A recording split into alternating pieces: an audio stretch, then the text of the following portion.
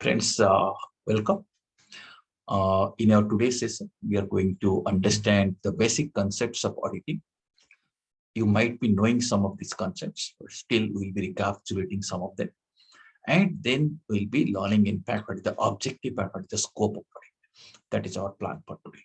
So let me share the screen with you. And you already know what is audit.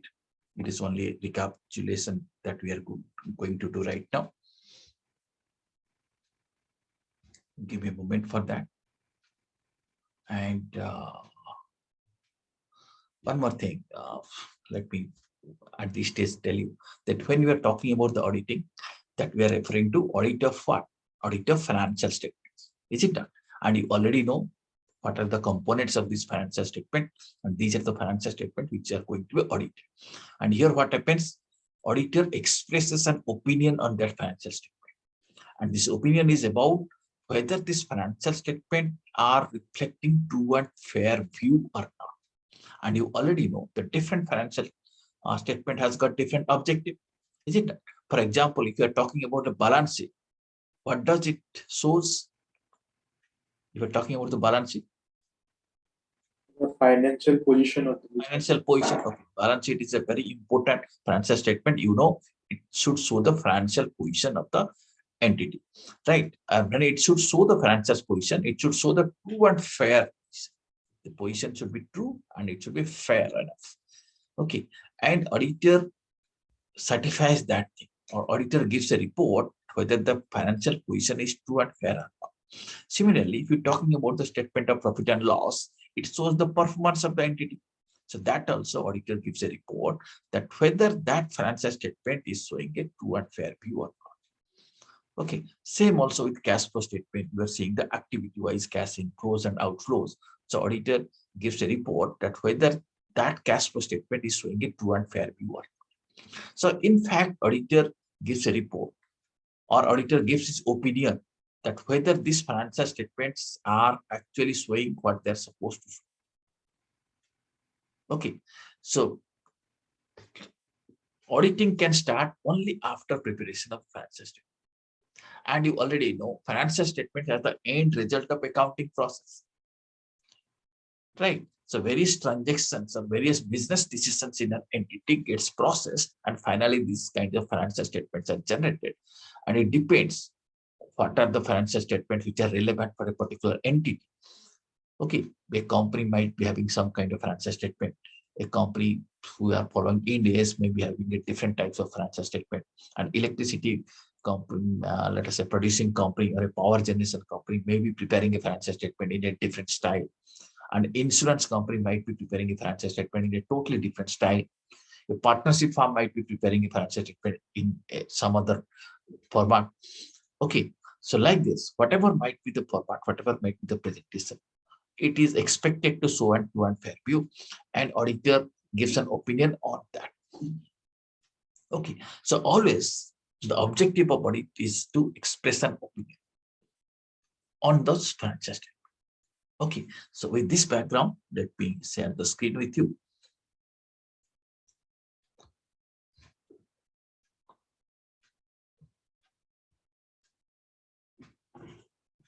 So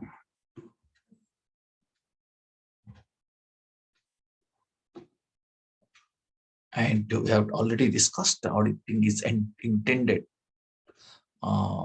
with an the intention of audit is to express an opinion on this financial statement, which I told you just now. Okay, and there might be audit might be conducted under different laws or different regulations. For example, income tax law requires a kind of audit in certain situations. Companies are all the companies are supposed to get their financial statements audited, right? So these things we had discussed earlier, we know it. Similarly, auditing might be required under GST law. Some different laws, auditing might be required. The basic meaning of auditing, we also know that auditing is derived from the word, Latin word audire, which means to listen. And we know if we analyze the step by step what happens in an auditing process. In an auditing situation, auditor in fact perceives the transaction or perceives the situation, what has happened in the entity, and he tries to recognize that transaction, recognize that event, or recognize that assets or liability. Auditor himself perceives the situation and recognizes the thing. Then auditor tries to collect the evidences to justify his perception and justify the recognition process. Then after that, auditor evaluates the evidences and auditor forms a judgment on that and communicates the judgment through an audit report. Okay, let me repeat. Suppose auditor seeing in the financial statement, there is an item sales or revenue, operational revenue this month. So auditor perceives that actually this much of revenue has been generated by the entity, and auditor recognizes that is the revenue, and auditor collects evidences. Auditor may ask for the bills, copies of the bills which has been sent to the customers. So that is an audit evidence. Auditor may refer to the sales register. Auditor may reconcile it with the GST returns. And after collection of these evidences, auditor evaluates those evidences, whether these evidences are genuine or not, whether they're that can be believed. And on that basis, auditor forms a judgment that this, let us say, revenue figure is showing a true and fair view. And auditor communicates it through a report. A report says that this particular financial statement is a true and fair view or not. Okay, in every auditing situation, this is what supposed to happen. Right. And we'll be talking here about the financial statement, the audit of the financial statement. We know what are these financial statements. I had told you earlier, we've discussed all these things. In case still you have some query, you may raise at any point of time. Yeah, one more thing also we need to understand before going deep into audit, that what is this financial reporting framework? That concept we need to understand. These financial statements are supposed to be prepared within this financial reporting framework. If it is not prepared within the financial reporting framework, then definitely financial statements are not showing a true and fair view. Therefore, we need to understand what is the financial reporting framework. Right. So all of us needs to, at a conceptual level, need to have a complete idea, complete understanding what is this financial reporting framework. Okay, so if you see, it actually refers to a set of criteria which is used to determine measurement, recognition, presentation, and disclosure of all material items appearing in the financial statement. Financial statement, you know, so many items must be appearing. Okay, can you tell me some of the items that will be appearing in the balance sheet?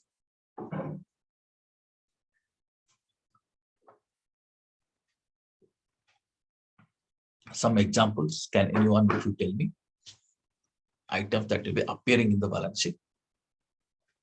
Sir, inventory. Cash, plant, machinery. Okay, so if see cash and cash equivalents, okay, like inventory items, okay, maybe current assets, non-current assets, right? So property, plant, and equipment. These are the some of the items which will be appearing definitely in a balance sheet. Similarly, can you tell me some of the items that normally appear in a statement of profit and loss?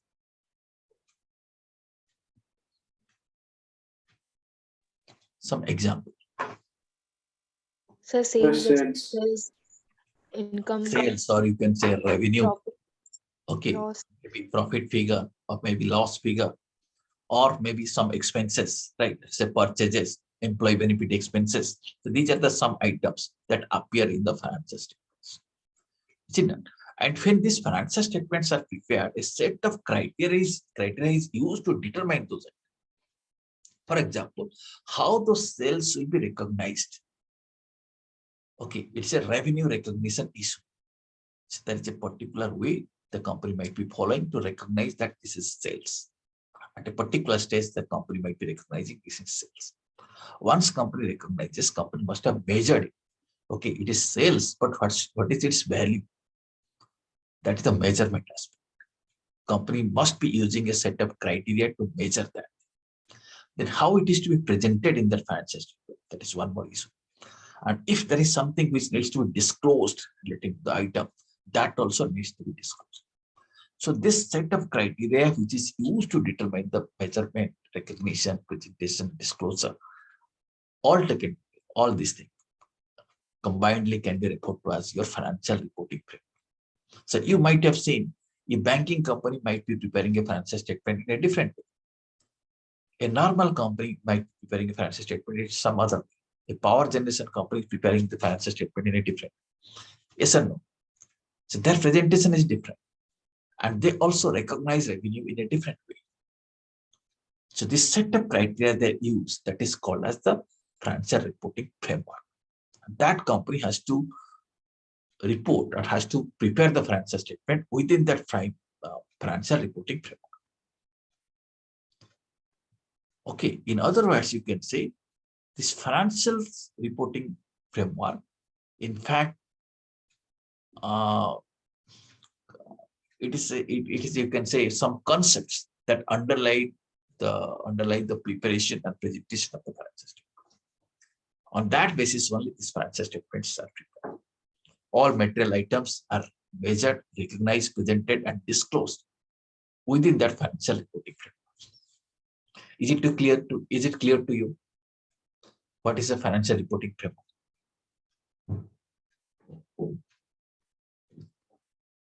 Yes or no?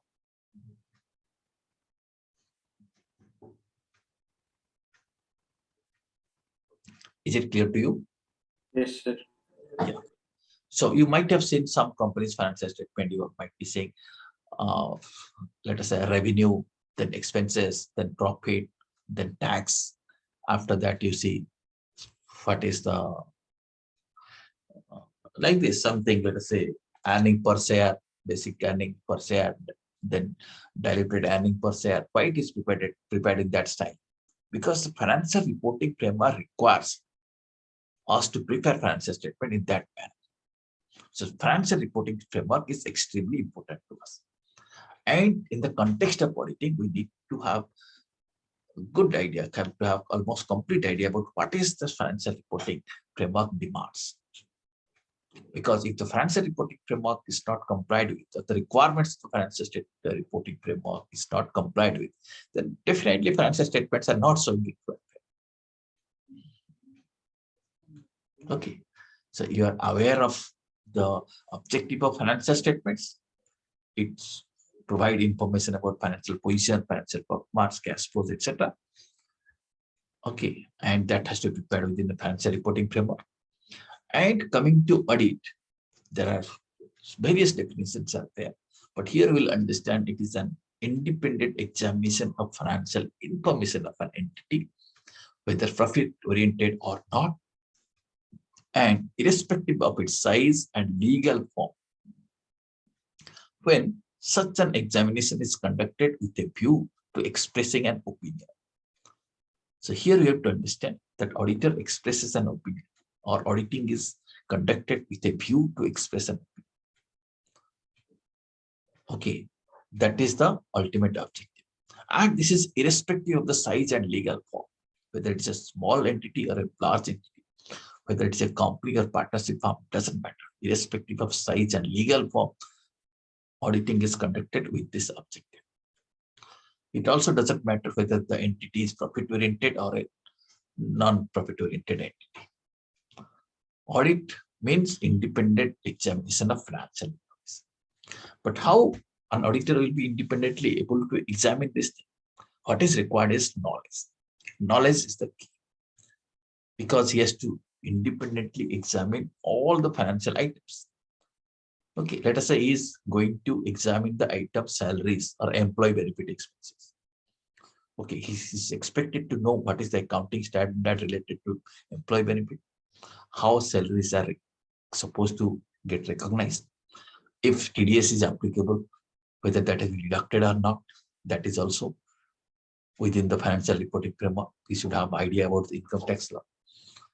Okay, like this many things, whether PF has been deducted, whether it deposited or not, whether ESI is applicable or not. So like this. So knowledge is required to verify each item of financial statement. Okay. So if you analyze that definition, what you talked right now, audit is an independent examination of financial information of any entity, and the objective of audit is to express an opinion on this financial statement. Okay, I think up to this we had also discussed earlier. Now also we had a quick revision. Is it clear to you up to this? Yes, sir. Now, let us quickly recapitulate again the process of auditing. What exactly happens? So this, in this sequence, or you can say this is the list of processes which is normally followed in auditing. Auditor actually checks, or auditor tries to satisfy himself that the financial statements which have been drawn up are with reference to the books of accounts. That means the financial statements are matching with books of account. Can you tell me how we are going to ensure that books of account and the financial statements, they're matching? As an auditor, let us say you want to check, how you will ensure that. What you will do? Let us say if a set of financial statements are given to you, and in the process of auditing, you will definitely ask them, show me the books of account. Then what next step? What you are going to do? Anyone can participate.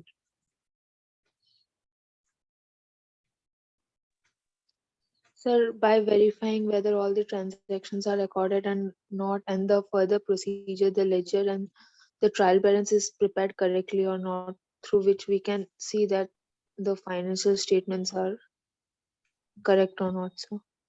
Okay. So the step is like this. Since you are now checking, our first step is that whether financial statements are drawn up with reference to books of account.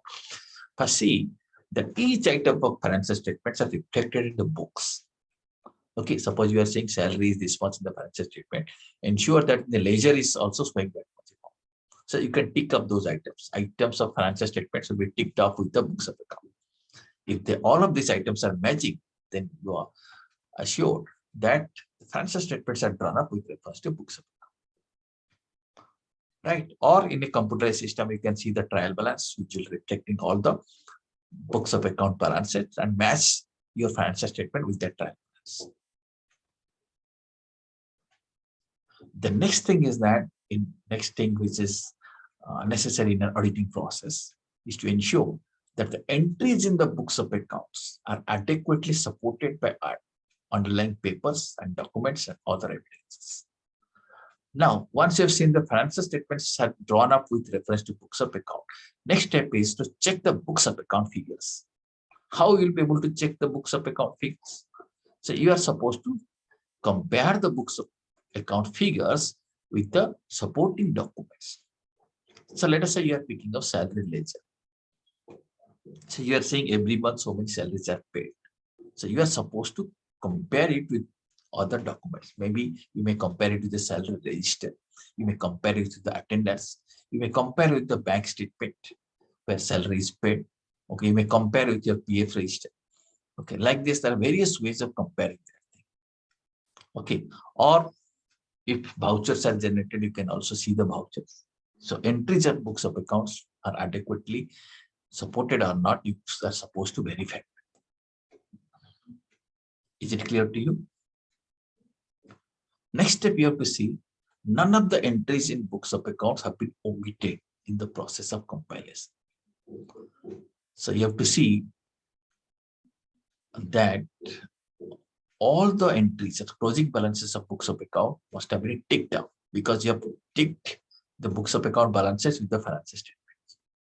So in this process, through this ticking process or through this cross-checking process, you'll be able to know, or you'll be able to be assured that none of the entries in the books of account have been omitted in the process of compilation, and nothing which is not in the books of account found place in the financial statement.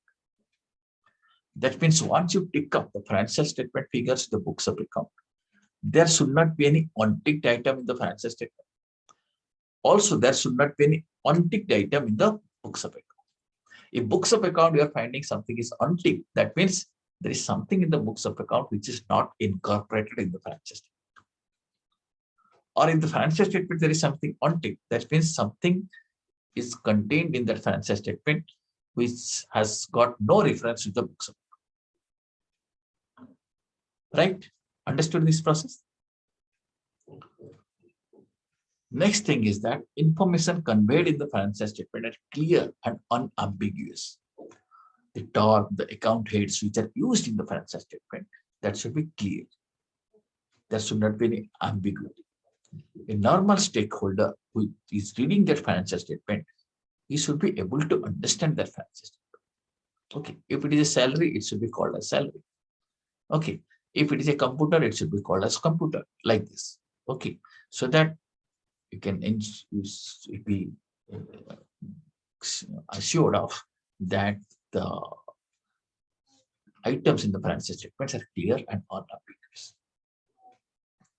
Then financial statement amounts are properly classified, described, and disclosed in conformity with the accounting standards.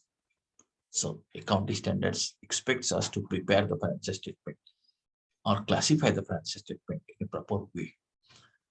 Okay, suppose what is investment activities, what is operating activities, what is financing activities. So related accounting standard will guide us. Okay, what is revenue, what is not revenue. Okay, let us say how to calculate depreciation, how to recognize the property, plant, and equipment. So these things you can learn from the accounting standards. So you have to see that financial statements is prepared, classified, described in accordance with the accounting standards. And finally, what you have to see that the statement of accounts taken as an integrated whole present true and fair picture of the operational results and the assets and liabilities. Okay, that means the balance sheet as well as the statement of profit and loss should show the true and fair picture. Right? Is it clear to you? This is a basic process of auditing. We'll go deep into that. Is it clear to you?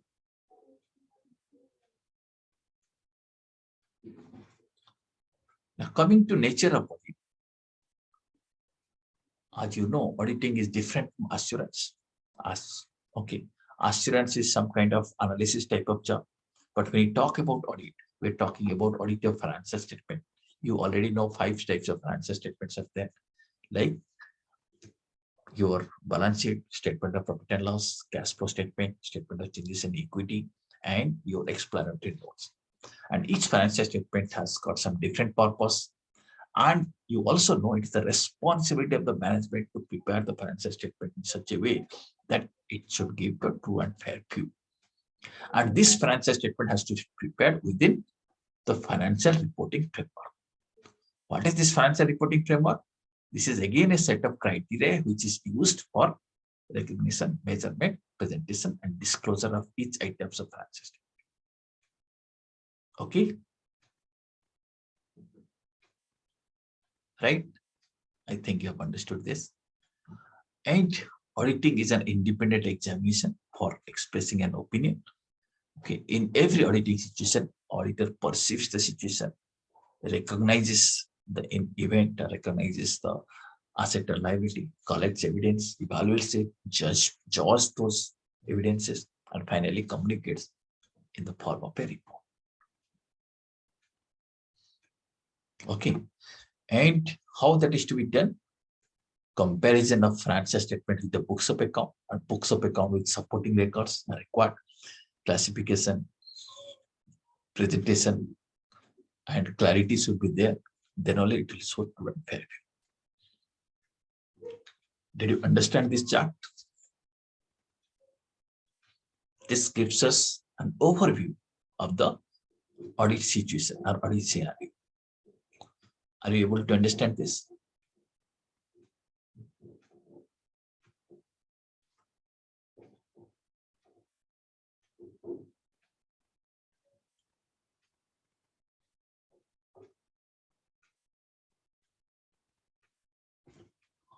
Okay.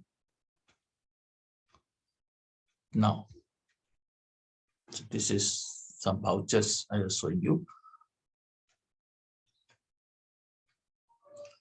So now, friends, the basic objective of audit is to express an opinion on the financial statement. And this basic objective doesn't change with nature, size, and form of an entity. It is for all kind of organization, this basic objective is unchanged. And auditing covers only financial information. So the objective is restrictive. Auditor is not expected to comment on the non-financial information if it is a financial audit, right? And there is an auditing standard, SA 200. The name of that standards of auditing is overall objectives of the independent auditor. That explains what should be the overall objective, right?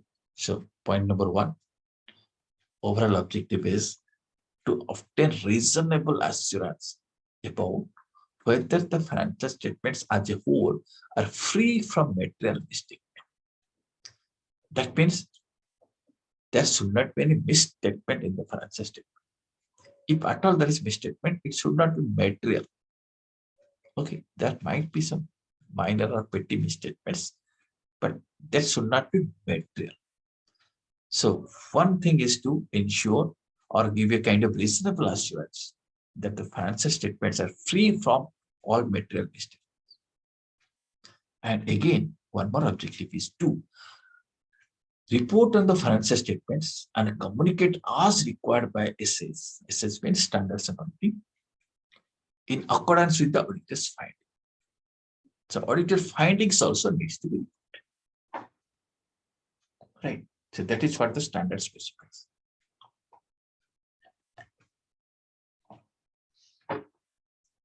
Right. So what we have understood so far, what is the objective of audit we have understood. And prior to that, we are discussing what is the nature of audit. Nature, we have already seen what is the nature of auditing, what is the objective. Now, what is the scope, you are already aware of. Still, we'll quickly recapitulate this thing. Because this scope, etc., is important to move ahead to understand finally the objective. Right. Coming to scope, as you know, audit should be organized to cover adequately all aspects of an enterprise relevant for the financial statements being audited. That means whatever activities or whatever aspects are covered in the financial statement, all these aspects should be audited. So auditors should program the auditing process in such a way that every aspect of the financial statement are covered. Okay, right? And since auditor has to form an opinion and to express an opinion, the auditor should reasonably satisfy as to whether the information contained in the underlying accounting records and other source of data is reliable and sufficient as the basis for preparation of financial statement. Friends, you see, the financial statements are prepared on the basis of these underlying records. Okay, salary has been paid, accordingly transactions are recorded and financial statements are prepared. So underlying record may be salary voucher, maybe salary register. So auditor have to see whether this underlying record, which is the source of data, is reliable or sufficient. Auditor has also the scope to see that whatever is required to be disclosed in the financial statement, that is properly disclosed or not. Auditor's scope also includes to assess the reliability and sufficiency of the information contained in the underlying accounting records and source of data. That is also included in the auditor's scope. So how auditor will be ensuring the reliability and sufficiency of the information? He needs to study and evaluate the accounting system and the internal control system. How transactions are recorded, how books of account entries are made in the books of account, how financial statements are prepared. Auditor has to understand that. He has to evaluate whether that is proper or not. He has to have complete idea about the accounting system as well as internal control system. How transactions or how events are controlled, what kind of control mechanism that entities have. Suppose to make a payment, at least 2 people has to sign or someone has to approve the voucher, then only payment can be released. That is their internal control system. So auditor also needs to understand their internal control system. Suppose purchase of some capital items, purchase committee approval is required. That is the internal control mechanism. Or from certain transactions, expenses has to be incurred within the budget sanction. That is also kind of internal control system. So auditors should have an understanding about the accounting system as well as internal control system.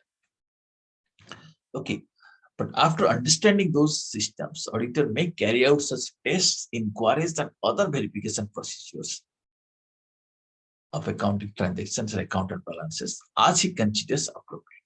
Now he has understood that is the control is there. Now auditor may apply certain tests so that he can know whether the control is working or not. Okay, suppose there is an internal control system.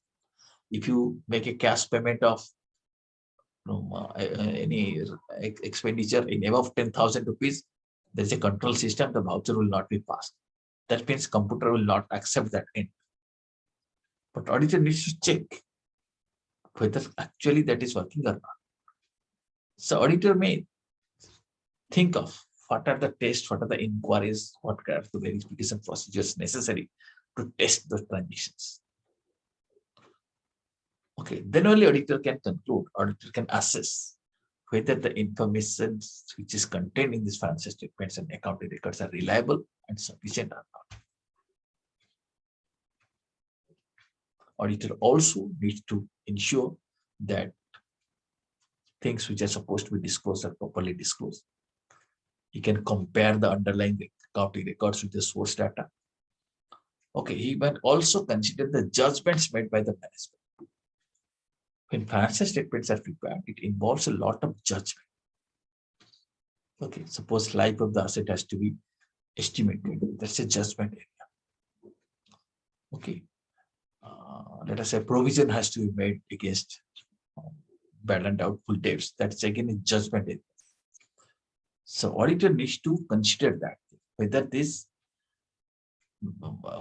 management judgments are appropriate or not, and whether the accounting policies which are applied by the management are consistent or not. It should not happen that this year you are following one policy, next year you are following some other policy. That should not be there. Okay, in that case, year-on-year basis, financial statements cannot be compared. Okay, there is also possibility of, let us say, misstatement in the financial statement. So this is also included in the scope of audit. Auditor is not expected to go outside the scope of his competence. Suppose auditor is supposed to see the financial transaction. He should not do any technical test. Okay, so he's not a technical expert. Suppose what is the physical condition of the asset. He's not supposed to give that opinion, and his scope also doesn't include that. Okay, so auditor cannot be expected to act like a technical expert. So he cannot comment on the physical condition of a certain asset. That is also not within his scope. Whether it is a good shape or bad shape, auditor is not supposed to. And lastly, one more thing. If there is any constraint on the scope of audit, then the financial statements may be impaired by that. That means the financial statements might be affected by that. Right.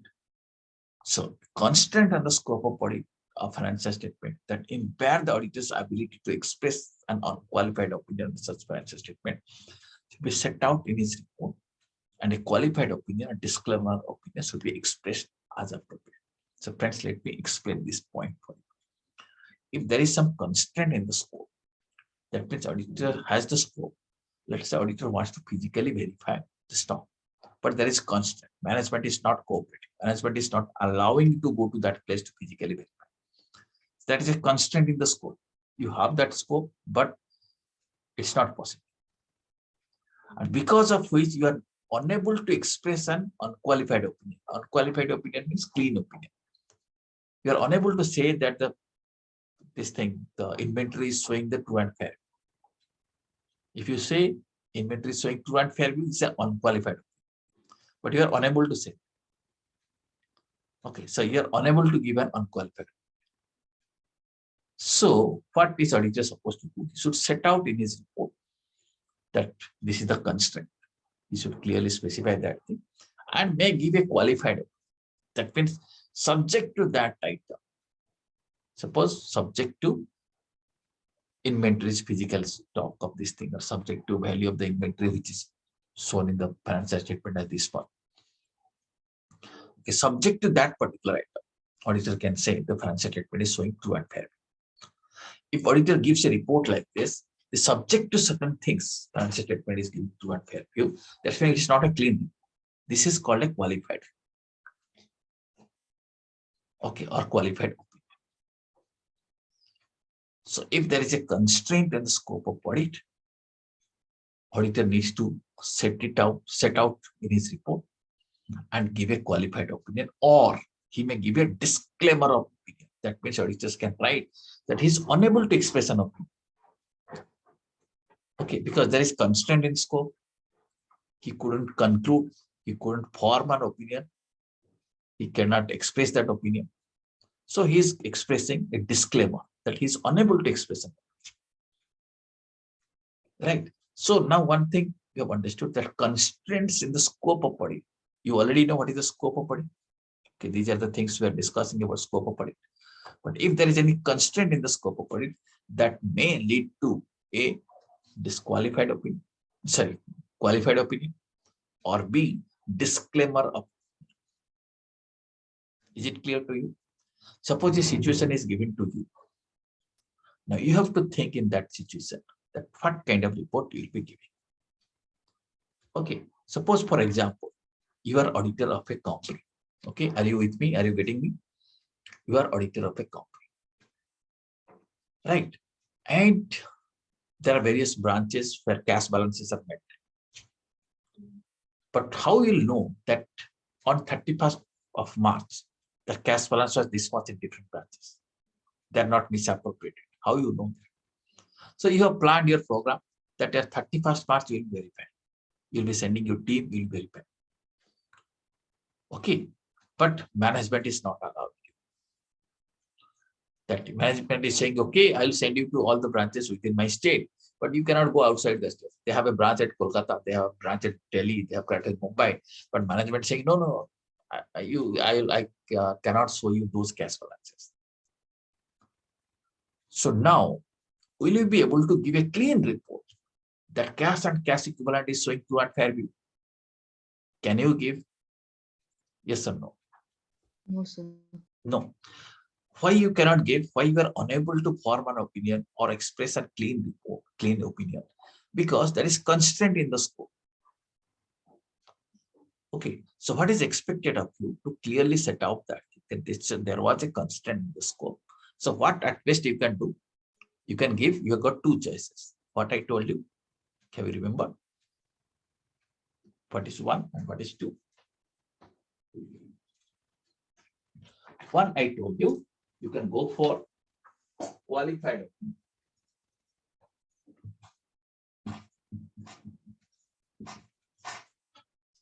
You can go for qualified opinion. Qualified opinion means the subject to that cash imbalance. So you can write that subject to the cash in hand amounting to this much, which is shown in the financial statement. Okay, which could not be verified because of some constraints. The financial statement is showing true and fair.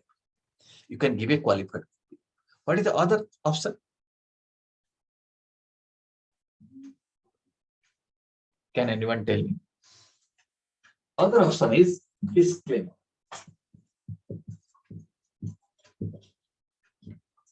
So you can also write you are unable to express an opinion whether financial statement is showing true and fair view or not. Why you are unable? Because there's a constant. That is a constant of the scope.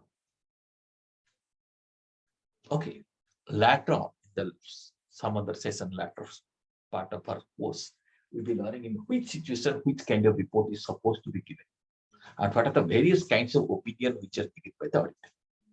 Okay, at this stage, let me give you some item. some basic idea. Normally, if auditor is giving a clean report, we call it as unmodified. Okay, what we call it?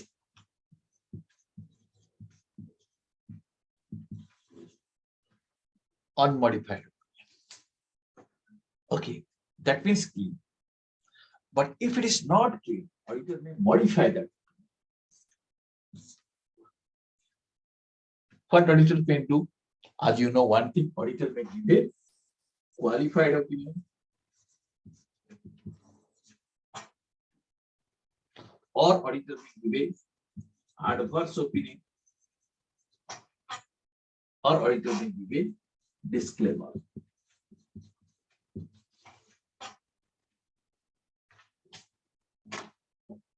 Adverse opinion means auditor is saying that financial statement does not show clean. Auditor is confident, he knows the financial statement doesn't show clean. Qualified opinion means auditor is saying subject to these items, it is showing clean. And disclaimer means auditor is unable to express. And in this situation, when we are talking about if there is a constraint in scope of audit, there is a possibility of disqualified, possibility of qualified opinion and or disclaimer of opinion.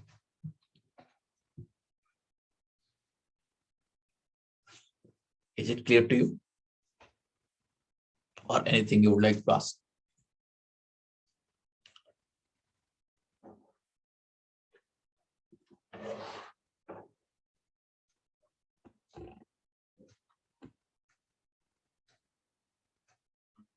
Okay. Now, friends, so we have broadly seen what is the scope of audit. Now, if I summarize this thing, what you have learned just now. So, scope of audit includes that auditors should cover all aspects of the financial statement. That means each component of the financial statement, each figure of the financial statement, each disclosure of the financial statement need to cover. So, auditors should plan out for covering all these aspects. That should be a very good program which will take care of all these aspects. Audit program I am talking. Scope also includes that the information on the basis of which the financial statements are prepared are reliable or sufficient. Auditors should test that thing, the source of information and the information are reliable or sufficient, because on that basis financial statements are prepared. Auditors should also ensure, because it is a part of the scope, that proper disclosures are made. Auditor is supposed to evaluate the accounting system by applying such tests, inquiry, and verification process which you feel like. Through that, auditor will evaluating the accounting system as well as the internal control system. Auditor may compare the accounting records with source, considering the judgment, policies, classifications, and disclosure. But auditor is not supposed to go beyond the scope of his competence. If management expecting to give a technical comment of the quality of the asset or something, let us say there is some chemical, auditor wants to, and our management expects you to verify whether that is that chemical or not. That is beyond the scope of competence of auditor. So that is not included in the scope. And if there is some constraint, that needs to be set aside. Is it clear to you about the scope of audit?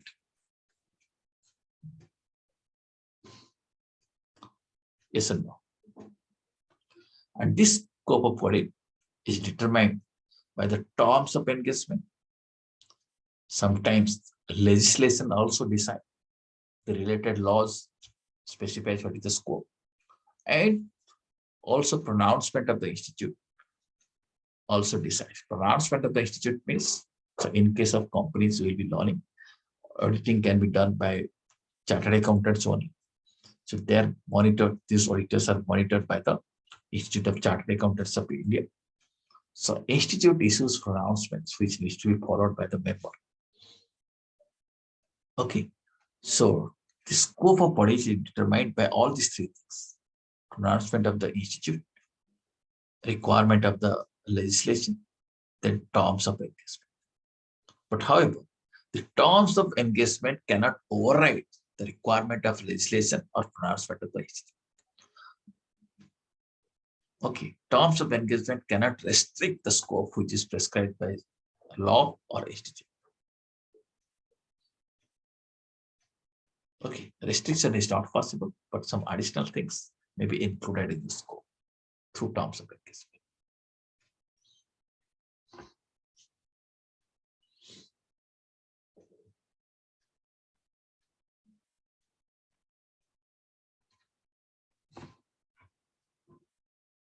Is it clear to you up to this? Yes. Okay, so nature, objective, scope, all these things you have seen. Now we'll be learning about various aspects of that. We'll take a break here and we'll catch up with the next item, that aspects which have to be covered in an audit. Okay, friends.